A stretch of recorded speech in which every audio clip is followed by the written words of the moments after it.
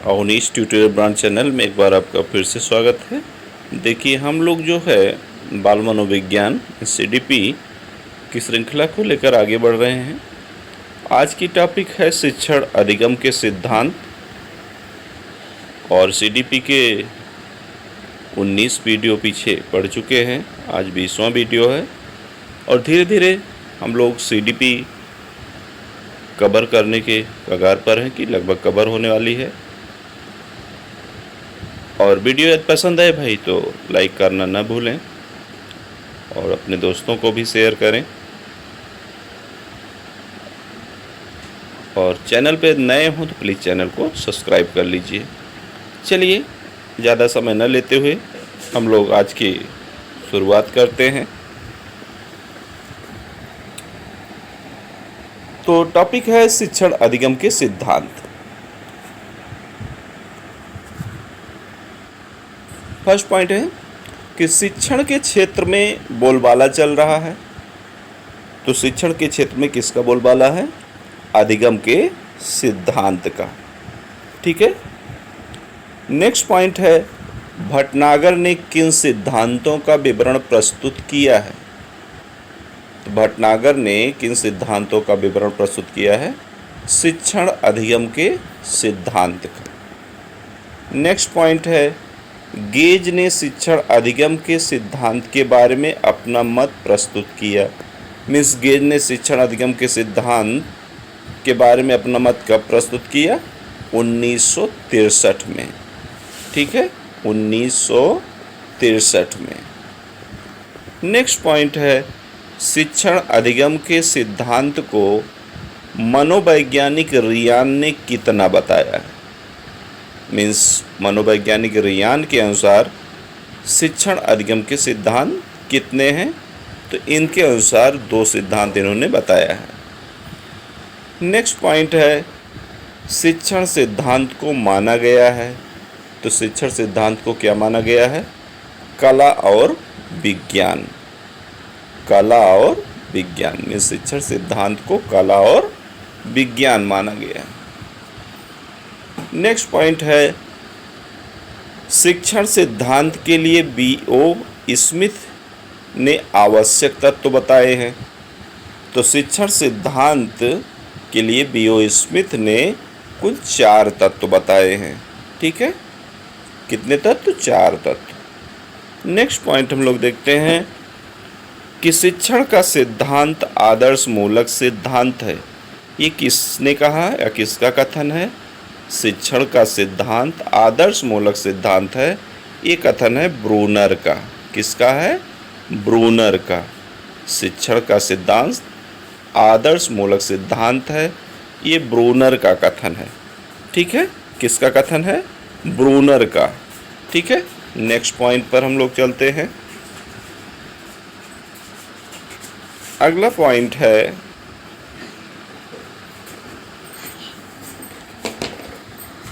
शिक्षण सिद्धांत सीखने की प्रक्रिया से संबंधित है, जबकि अधिगम सिद्धांत शिक्षण सिद्धांत शिक्षण सिद्धांत जो है सिखाने की प्रक्रिया से संबंधित है। तो शिक्षण सिद्धांत वास्तव में सिखाने के लिए यूज होता है, जबकि अधिगम सिद्धांत जो होता है वो सीखने की प्रक्रिया से संबंधित होता है। अधिगम सिद्धांत किससे संबंधित होता है? सीखने की प्रक्रिया से।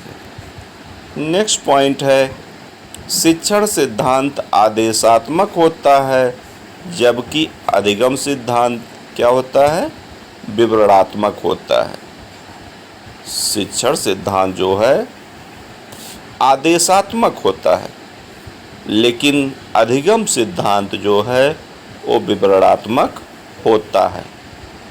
नेक्स्ट पॉइंट है, अधिगम सिद्धांतों की प्रकृति होती है। तो अधिगम सिद्धांतों की प्रकृति कैसी होती है? मनोवैज्ञानिक। अधिगम सिद्धांतों की प्रकृति मनोवैज्ञानिक होती है। नेक्स्ट पॉइंट, शिक्षण सिद्धांतों की रचना की जाती है।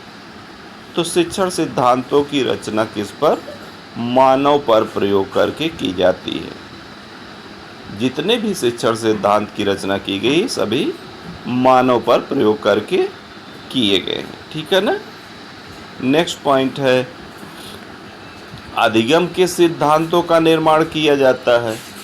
तो अधिगम के सिद्धांतों का निर्माण कैसे किया जाता है? जानवरों पर प्रयोग करके। मीन्स जितने भी अधिगम के सिद्धांत दिए गए हैं वो सभी जो है जानवरों पर प्रयोग करके दिए गए हैं।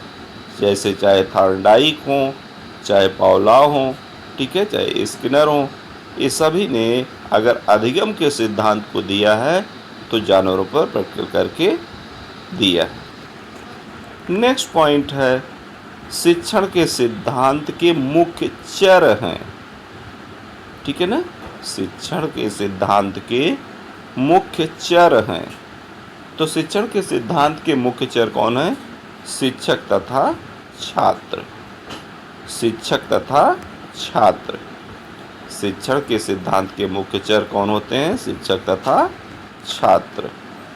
नेक्स्ट पॉइंट है व्यवहार में परिवर्तन होना सामान्य अर्थ में होता है।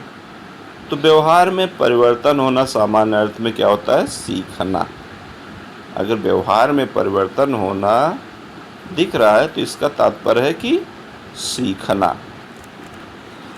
नेक्स्ट पॉइंट है व्यवहार के कारण में परिवर्तन होना अधिगम है।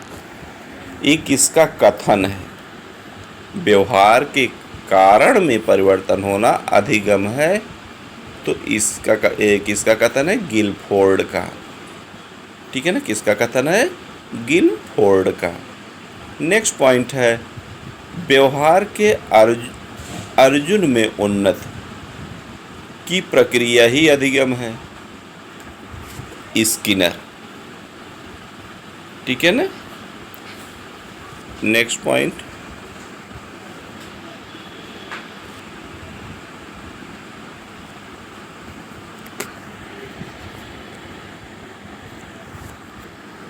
पहले से निर्मित व्यवहार में अनुभव द्वारा परिवर्तन ही अधिगम है। पहले से निर्मित व्यवहार में अनुभव द्वारा परिवर्तन ही अधिगम है। किसका कथन है? काल्विन का। मीन्स काल्विन का कथन है अधिगम के लिए कि पहले से निर्मित व्यवहार में अनुभव द्वारा परिवर्तन ही अधिगम है। ठीक है। नेक्स्ट पॉइंट है अधिगम निरंतर चलने वाली प्रक्रिया है। अधिगम निरंतर चलने वाली प्रक्रिया है जैसे विकास। ठीक है। जैसे विकास। ठीक है ना।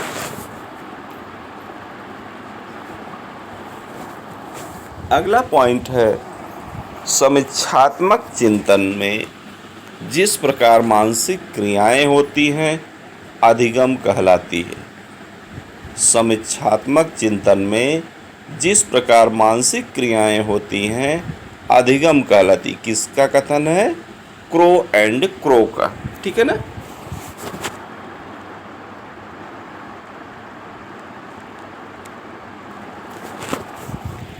नेक्स्ट पॉइंट है वैसे जो ये क्रो एंड क्रो का है ये पूछा गया है कथन कई बार। समीक्षात्मक चिंतन में जिस प्रकार मानसिक क्रियाएं होती अधिगम कहलाती है। ये क्रो एंड क्रो का कथन है, बहुत इंपॉर्टेंट है। अगला है अधिगम प्रक्रिया के कितने कारक होते हैं? तो अधिगम प्रक्रिया के कुल 8 कारक होते हैं। अधिगम प्रक्रिया के कुल कितने कारक होते हैं? 8। देखिए ये भी क्वेश्चन बड़ा इंपॉर्टेंट है। पिछड़े वर्ग के बच्चों की शिक्षण समस्या का समाधान किया। पिछड़े वर्ग के बच्चों की शिक्षण समस्या का समाधान किया। तो किसने किया? इटार्ड और सैग्यून। इटार्ड और सैग्यून। ठीक है ना। इटार्ड और सैग्यून ने पिछड़े वर्ग के बच्चों की शिक्षण समस्या का समाधान किया। ठीक है। नेक्स्ट पॉइंट देखते हैं हम लोग। सीखना विकास की प्रक्रिया है। सीखना विकास की प्रक्रिया है। ये किसका कथन है? वुडवर्थ का, ठीक है ना, वुडवर्थ लिखा है, वुडवर्थ का। अगला बहुत इंपॉर्टेंट है, भी पूछा गया है, हल का सबलीकरण सिद्धांत है। हल का सबलीकरण सिद्धांत है, अधिगम का सिद्धांत, ठीक है ना। हल का सबलीकरण सिद्धांत क्या है? अधिगम का सिद्धांत। नेक्स्ट पॉइंट है, स्किनर का सक्रिय अनुकूलन सिद्धांत है, तो अधिगम का सिद्धांत। स्किनर का जो सक्रिय अनुकूलन का सिद्धांत है वो क्या है? अधिगम का सिद्धांत है। नेक्स्ट पॉइंट है, सूझ का सिद्धांत है, तो सूझ का सिद्धांत किसने दिया था? कोहलर ने। तो सूझ का सिद्धांत किसका है? कोहलर का, ठीक है, बहुत इंपॉर्टेंट है। अनुकूलित अनुक्रिया सिद्धांत के प्रवर्तक हैं, तो अनुकूलित अनुक्रिया का सिद्धांत किसने दिया था? पावलोव ने, ठीक है ना। तो अनुकूलित अनुक्रिया सिद्धांत के प्रवर्तक कौन है? पावलोव, ठीक है ना, बहुत इंपॉर्टेंट है। वैसे इनमें से कुछ तो पीछे रिपीट भी हो चुके हैं, ठीक, लेकिन जो टॉपिक आ रही हैं तो उनको तो लेके आगे बढ़ना है। चलिए आगे देखते हैं।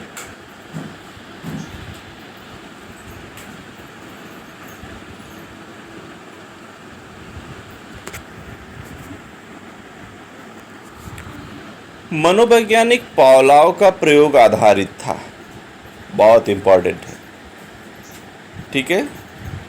अब पावलोव, स्किनर और थॉर्नडाइक को तो हमेशा आप दिमाग में रखिए, ठीक है। मनोवैज्ञानिक पावलोव का प्रयोग आधारित था किस पर? कुत्ते पर, ठीक है, इन्होंने कुत्ते पर प्रयोग किया था। पावलोव के कितने सिद्धांत थे? तो पावलोव के कुल 3 सिद्धांत इन्होंने दिए थे। पावलोव ने 3 सिद्धांत दिए। पहला था संबंध प्रत्यावर्तन, और दूसरा था संबंध प्रतिक्रिया, और तीसरा अनुकूलित अनुक्रिया, ठीक है ना। पावलोव के 3 सिद्धांत, संबंध प्रत्यावर्तन, संबंध प्रतिक्रिया, अनुकूलित अनुक्रिया, ठीक है। नेक्स्ट पॉइंट देखते हैं, अनुकूलित अनुक्रिया में प्राकृतिक उद्दीपन है, तो अनुकूलित अनुक्रिया में प्राकृतिक उद्दीपन क्या है? भोजन। इन्होंने जो कुत्ते के सामने भोजन डाला था उसी की बात हो रही। अनुकूलित अनुक्रिया में प्राकृतिक उद्दीपन क्या था? भोजन। नेक्स्ट पॉइंट है, थॉर्नडाइक ने किस जानवर पर प्रयोग किया था? तो मैंने अभी आपको पीछे बताया था कि थॉर्नडाइक, पावलोव और स्किनर को आप माइंड में रख के चलिए भाई।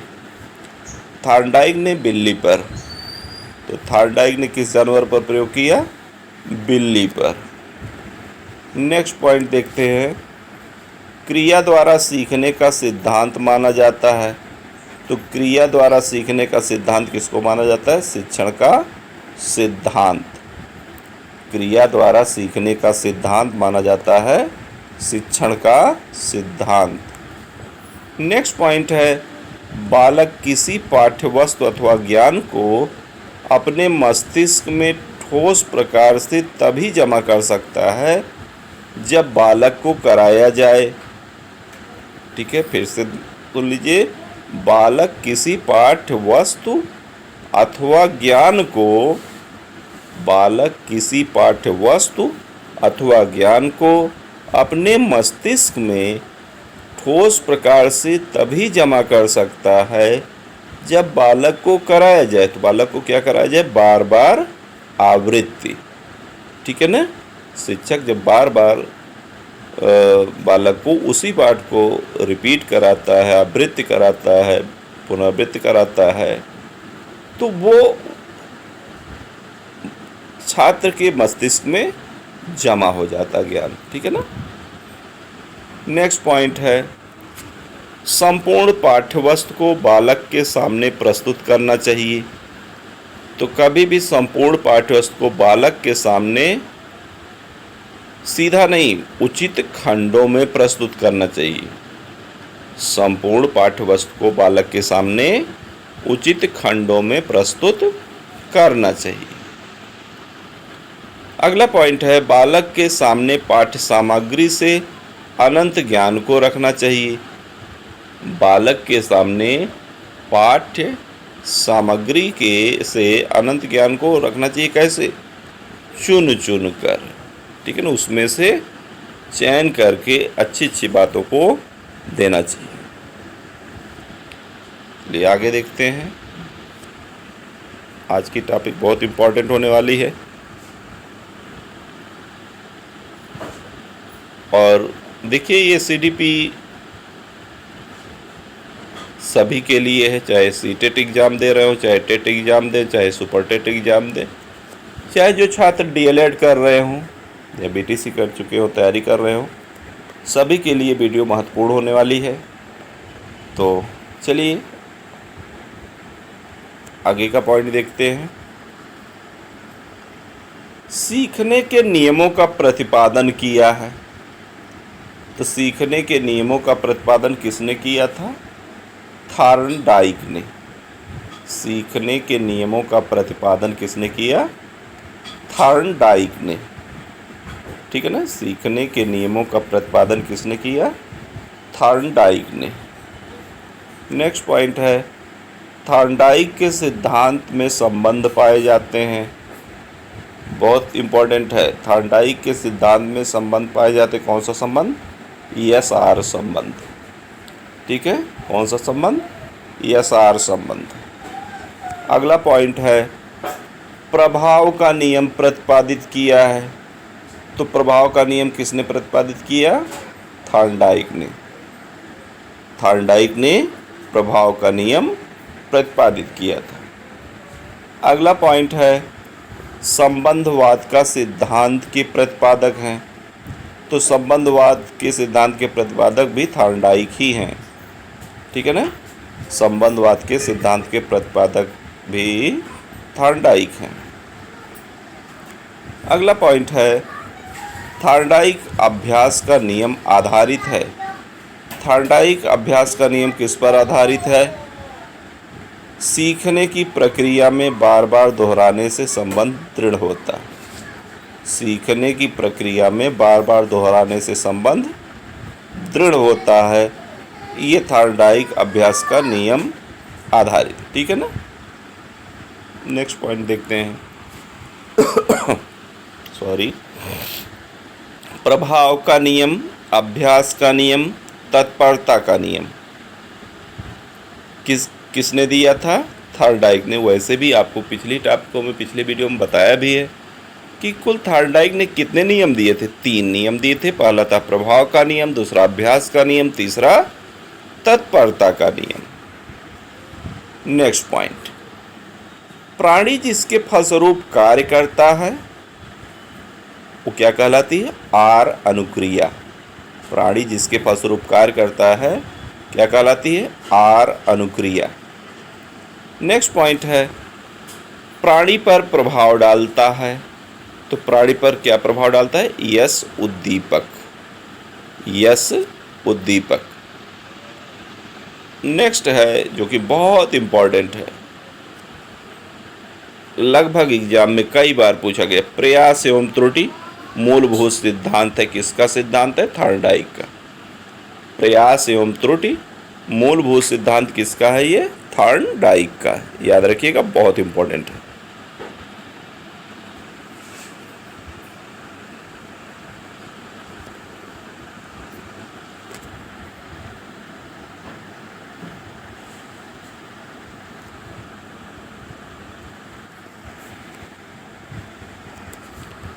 स्किनर ने अधिगम के सिद्धांत पर पहला प्रयोग किया।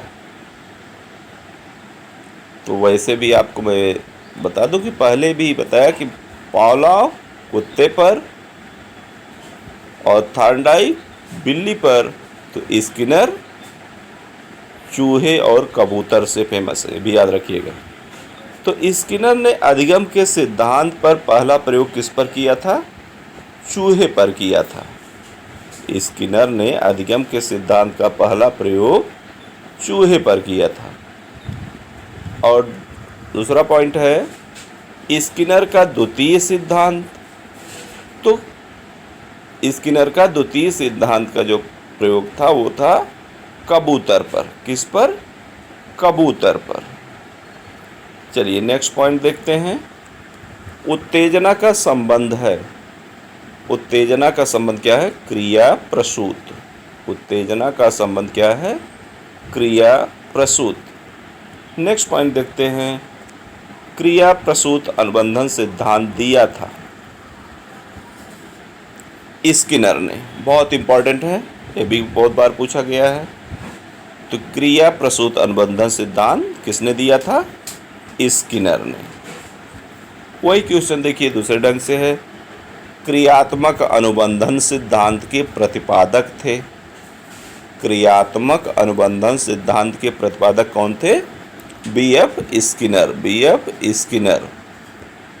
नेक्स्ट पॉइंट है पुनर्बलन किस सिद्धांत का प्रतिपादन। तो यहाँ किस लिख उठा है? यह पुनर्बलन के सिद्धांत। क्या होना चाहिए? पुनर्बलन के सिद्धांत।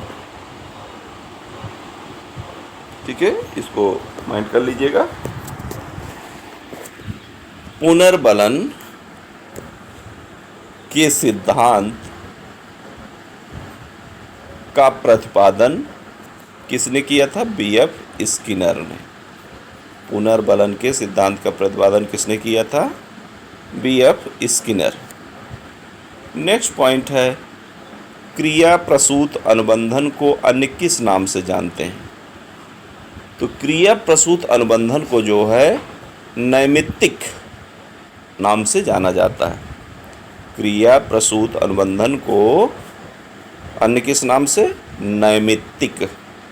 ठीक है। नेक्स्ट पॉइंट है कोहलर कहाँ का निवासी था। जिस प्रकार थार्नडाइक अमेरिकी थे उसी प्रकार कोहलर जो है जर्मनी के थे। कोहलर कहाँ का निवासी था? जर्मनी का। और ये चौथे मनोवैज्ञानिक हैं, इनका याद रखिए। कुत्ते के लिए आपको पावलोव बताया गया है, बिल्ली के लिए थार्नडाइक, और स्किनर जो है दो जानवरों पर रहे, चूहे और कबूतर पर, और कोहलर जो है वनमानुष के लिए, इसको भी याद रखिएगा, चिंपांजी। तो कोहलर ने किस जानवर पर प्रयोग किया था? वनमानुष पर। कोहलर ने चिंपांजी को कहाँ बंद किया था? तो ये तो वैसे भी टिक कर ले जाएंगे। चिंपांजी को कहाँ बंद किया था? पिंजरे में। कोहलर ने चिंपांजी को कहाँ बंद किया था? पिंजरे में बंद किया था। और कोहलर के वनमानुष का नाम क्या था?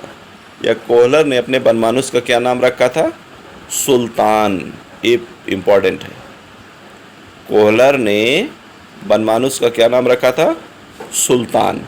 ठीक है, बहुत इम्पोर्टेंट है। चलिए नेक्स्ट देखते हैं।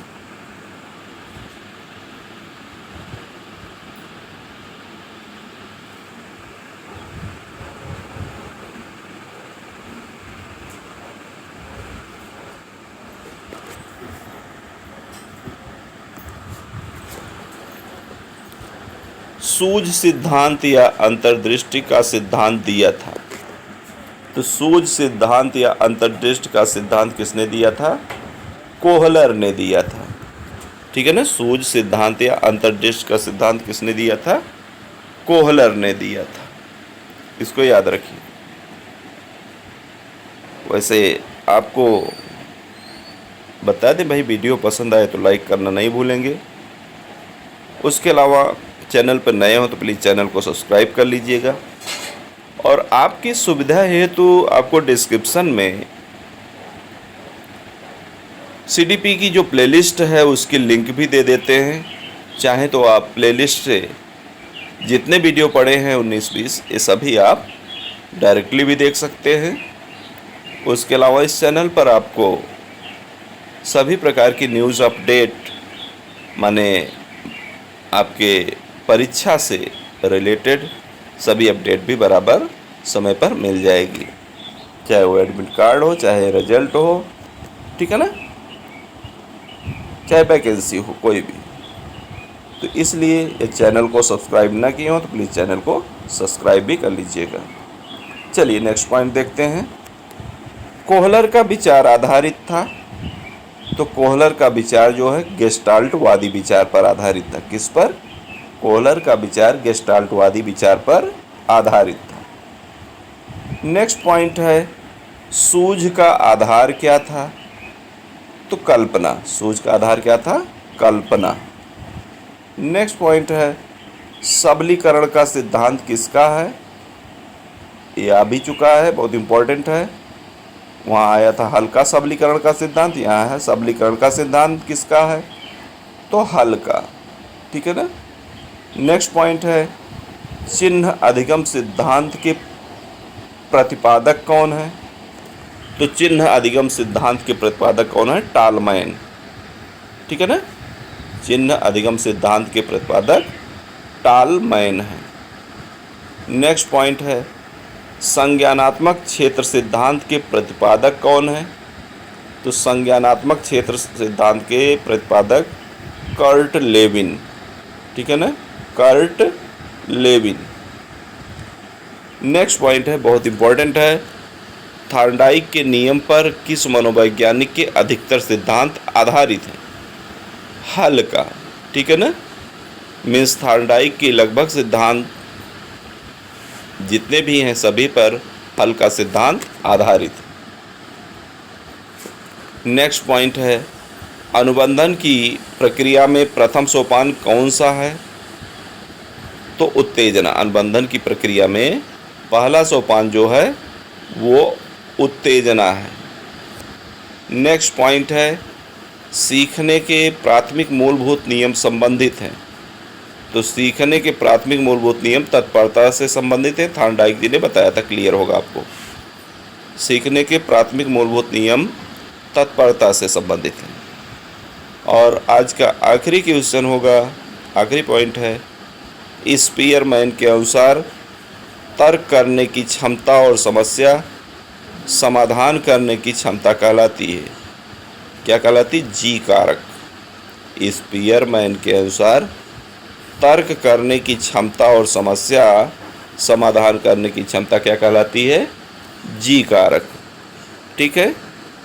तो आज की टॉपिक में बस इतना ही। नेक्स्ट वीडियो में पुनः मिलते हैं और जल्दी ही आपकी CDP समाप्त हो जाएगी। लगभग ना कुछ तो आप मान के चलिए, अगर सीटेट या टेट में 30 क्वेश्चन आने हैं तो उसमें से मैं आपको इन 20 वीडियो कवर कर ले तो आपको 20 मार्क्स कहीं नहीं गए हैं। वैसे 20 मार्क्स कहते हैं, 22 कहिए। ठीक है ना, जो टॉप के बची हुई हैं। अब आधुनिक शिक्षा से रिलेटेड जो बातें हैं उनको देखा जाएगा नेक्स्ट वीडियो में। ठीक है, अगली वीडियो हमारी आधुनिक शिक्षा पर आधारित होगी। ठीक, तो तब तक के लिए आप रिपीट करते रहिए। नेक्स्ट वीडियो में पुनः मिलते हैं। इस चैनल को सब्सक्राइब न किए हो तो प्लीज़ चैनल को सब्सक्राइब कर लीजिए। लाइक शेयर कमेंट करना ना भूलें। कोई समस्या हो तो कमेंट अवश्य करें। आज के लिए बस इतना ही। धन्यवाद।